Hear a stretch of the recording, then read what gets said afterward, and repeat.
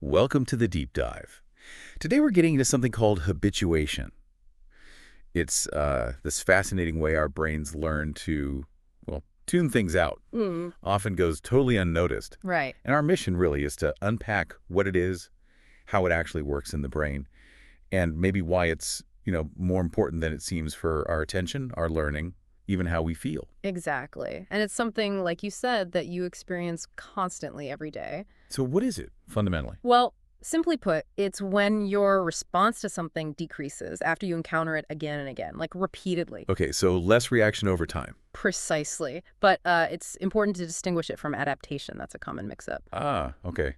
How were they different? Think of adaptation as your actual sensory system changing, like your eyes adjusting to a dark room, your rods and cones are actually doing something different. Right, a physical change in the sense organ. Yeah. Habituation, though, that's more like your brain deciding, okay, I still sense this thing, but it's not new or important anymore, so I'm not going to react strongly.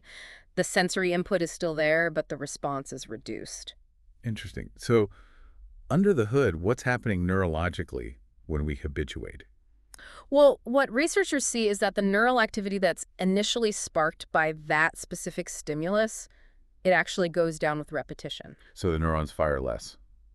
Effectively, yes. Yeah. For that specific input. It's like the brain saying, seen this before, stand down, no need for high alert.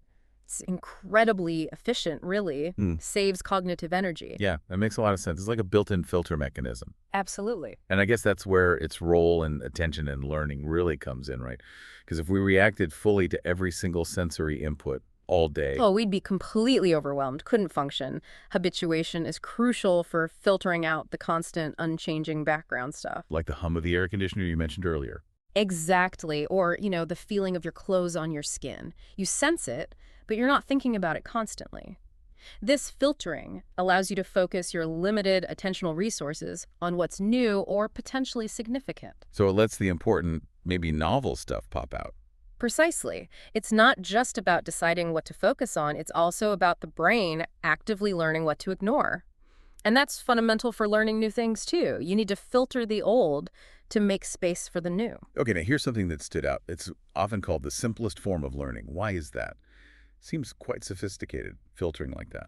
Well, simple in the sense that it represents a very basic, fundamental change in behavior purely based on experience. Ah, okay. You encounter something repeatedly, your reaction changes specifically, it lessens because of those prior encounters. That modification of response based on experience is learning, just in its most elemental form. Your nervous system has learned that stimulus isn't worth a strong reaction. And how on earth do you measure that in, say, infants? It can't exactly fill out a survey. Right. Good question. Researchers use some clever techniques. A common one is using visual preference or looking time. Looking time. Yeah. You show a baby an image, say a picture of a cat, over and over. Initially, they'll stare at it intently. But after seeing it 5, 10 times... They get bored.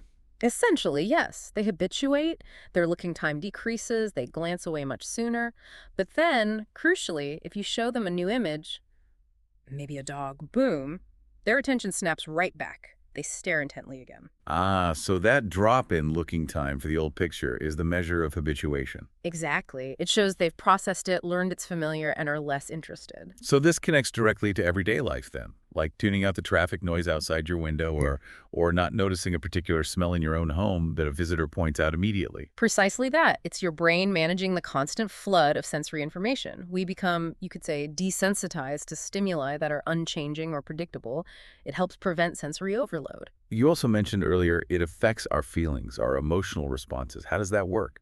Well, in a similar way, really, just like with sensory stuff, repeated exposure to something that initially triggers a strong emotion can lead to a weaker emotional reaction over time. Okay, like maybe seeing upsetting news reports repeatedly. That's a potential example, yes. The initial shock or sadness might lessen with repeated exposure. This can be adaptive, helping us cope with ongoing stressors, but it could also potentially lead to a kind of emotional numbing or desensitization in some contexts. And this ties into things like PTSD you mentioned. How does that relate? Yeah, it's quite interesting. In PTSD, it seems like there can be a failure of habituation to trauma-related cues or reminders instead of the response decreasing over time. It stays high or even increases. Exactly. It can even increase, that's called sensitization, kind of the opposite of habituation. The person becomes more reactive to the trigger. So understanding habituation helps us understand what might be going wrong in conditions like PTSD. And just quickly, does where we grow up, our environment, affect how quickly we habituate? That's a really good question, and the thinking is yes, probably. What you're frequently exposed to likely shapes your baseline and how quickly you habituate to new, but similar, stimuli. So someone from a bustling city might get used to loud noises faster than someone from a very quiet place.